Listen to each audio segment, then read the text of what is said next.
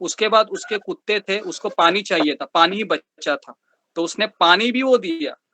सोच सकते हो जो 40 दिन कुछ खाया नहीं है। तो इतना मतलब हमको क्या बोलना है, तपस्या। अभी ये सब में तो इतना आसान नहीं है। प्रभु जी मेरे ऑफिस में अभी अभी कॉन्फ्रेंस होती है, वहाँ पे खाना भी रखा रहता है, वो खाना भी अवॉइड करना चाहिए। हाँ हाँ, जो लोग नॉन डिवोटी ने खाना बनाया है बिल्कुल नहीं खाना। प्रभु जी सैलेड और फ्रूट चाट तो ले सकते हैं कि नहीं ले सकते? बिकॉज बहुत मुश्किल हो जाता है लोगों को मना करना। वो बार बार कहते हैं क्यों मना कर रहे हैं, क्यों मना करे, पीछे पड़ जाते हैं, कुछ लेके खड़ा होना पड़ता है। हाँ तो बराबर। सैलेड में भी हम खाएं तो क्या पहले मन से चढ़ा के खाएं भगवान को, कैसे नहीं, खा हमको सकते हैं? हम ले सकते हैं हाथ में और भगवान से मन में प्रार्थना करेंगे, भगवान मुझे अभी खाना है करके, और आप खा सकते हैं, ऐसा कुछ नहीं है, क्योंकि भगवान को पता है आप इंद्रिय तृप्ति से खा नहीं रहे हैं, आप परिस्थितिवश खा रहे हैं, है ना।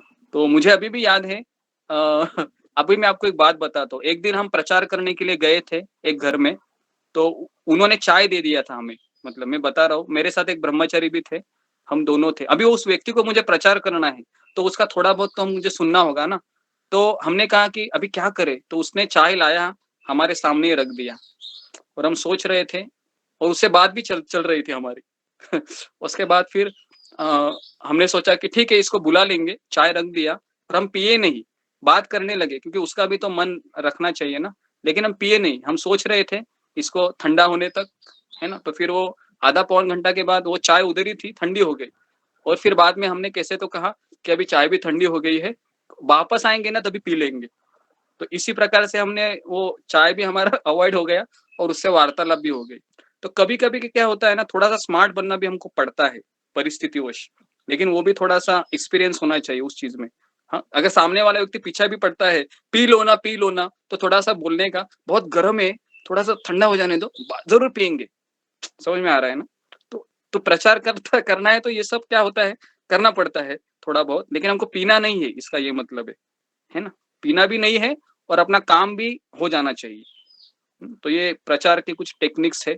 हाँ, जब आप थोड़े बड़े होंगे तो ये सब चीजें हम बता देंगे। अभी तो आपको कहा आना जाना है नहीं, लेकिन जब आप बाहर निकलेंगे, किसी फ्रेंड के पास गए, है ना, और आप कृष्ण भावना की बातें उनसे बोलेंगे, तो वो आपको बोलेंगे ही, थोड़ा सा मेरे घर का खाना खा लो, एटलीस्ट चाय P low, coffee P low. अगर वो नींबू शरबत बनाते हैं तो हमको पीना चाहिए, या ऐसे कोई फ्रूट का कोई जूस बनाते हैं तो पीना चाहिए। ठीक है, ऐसा एकदम ही मना नहीं करना चाहिए, है ना। और भगवान से प्रार्थना भी करनी चाहिए मन में, कि मुझे प्रचार करने के लिए मैं आया हूँ, तो मुझे ये थोड़ा सा करना पड़ रहा है, तो मेरी चेतना का रक्षा कीजिए, है ना। तो भगवान को सब पता है, भगवान भावग्राही जनार्दन है, एकदम ऐसा नहीं है कि पत्थर की लकीर जैसा, ऐसे भगवान नहीं है। ठीक है, भगवान हमारे हृदय को समझते हैं, लेकिन ये सारी चीजें हमको किसी सीनियर के नीचे करनी है, अपने मन से नहीं करनी है ना, कि ये भी बहुत जरूरी है समझना। ओके, हरे कृष्णा प्रभु ऐसे ही बोल सकते हैं ना उनको, जैसे अपन किसी को बुलाता है, अपने यहाँ पे इन्वाइट करते हैं या अपन जाते हैं, तो उनको कहते हैं कि आप रुको, हम भी अपना खाना बना के लाते हैं प्रसाद को, फिर उसके यहाँ पे जाके तो उसका भी हो जाएगा, अपना भी काम हो जाएगा। हाँ कर सकते हैं ऐसे। लेकिन सामने वाला व्यक्ति हमारा खाना भी स्वीकार करना चाहिए। उसके लिए बेटर है आपको पहले फ्रेंडशिप बनाओ। आप पहले, आपका काम है फ्रेंडशिप बनाना किससे भी, है ना। अभी मैंने मैं जब भी आप लोगों से मैंने directly hard and fast rule नहीं किया है। आपको पहले बताया, आप सत्संग में आइए सुनिए, आइए सुनिए। उसके बाद फिर हमने आपको थोड़ा सा प्रेशराइज भी किया कि अभी 4 बजे आपको आना होगा, उठना होगा, ये करना होगा, वो करना होगा। तो कोई भी रिलेशन है ना, ऐसे ही आगे नहीं बढ़ता है। पहले हमें इन्वेस्टमेंट करना चाहिए उसमें, उस व्यक्ति में, उसकी बातें भी सुननी चाहिए।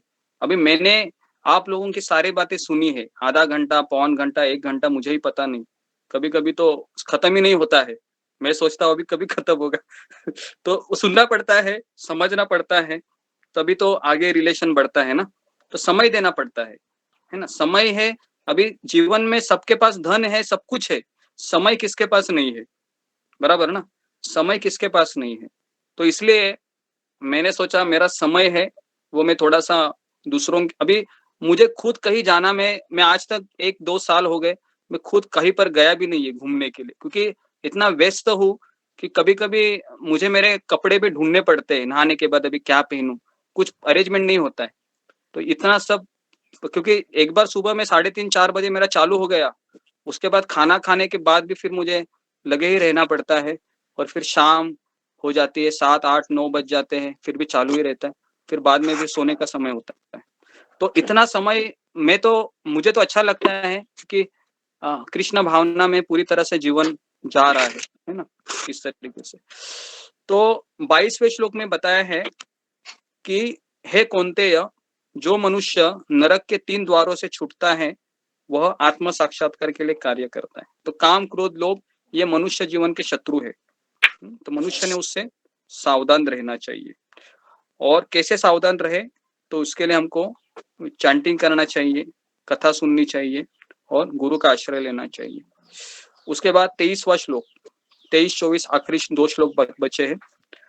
यह शास्त्र विधिम उत्सर्ज वर्तते कामकारत न स सिद्धम आपनोति न सुखम न परागतिम।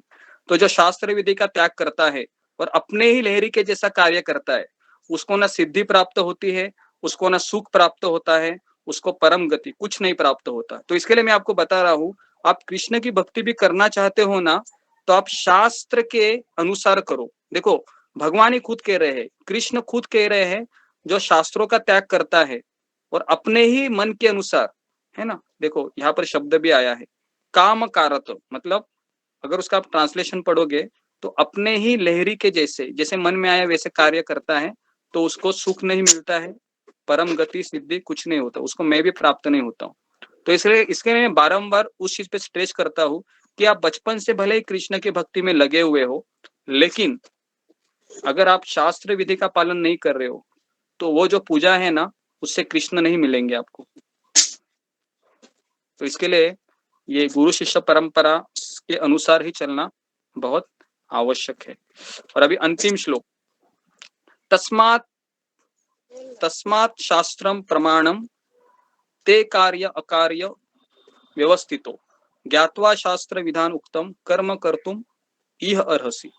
इसके लिए मनुष्य ने शास्त्र विधि के द्वारा कार्य और अकार्य इसमें भेद जानना चाहिए और इस विधि विधान से मनुष्य ने कर्म करना चाहिए, जिससे उसका प्रगति होगा। तो बिना शास्त्र से हम प्रगति नहीं कर सकते। बिना शास्त्र पढ़े, बिना शास्त्र के बारे में सुने हम प्रगति नहीं कर सकते। तो उसके लिए प्रगति करना है तो हमको शास्त्र पढ़ना, शास्त्र सुनना जरूरी है। और भगवान ने कहा है कि शास्त्र ये मैंने खुद दिया है, ताकि जो जीवात्मा है मुझे भूल गया है वह मेरे पास आ सके। तो इस प्रकार से हमारा 16वां अध्याय पूरा हुआ। 17, 18 2 अध्याय बाकी है, तो 5-6 दिन में ये पूरा हो जाएगा। इसकी रिकॉर्डिंग कैसे मिलेगी? रिकॉर्डिंग? हाँ, इसकी रिकॉर्डिंग कैसे मिलेगी? इसकी रिकॉर्डिंग कैसे मिलेगी? रिकॉर्ड कर रहा है आज, तो इसका एक चैनल है, तो ये शिखा माता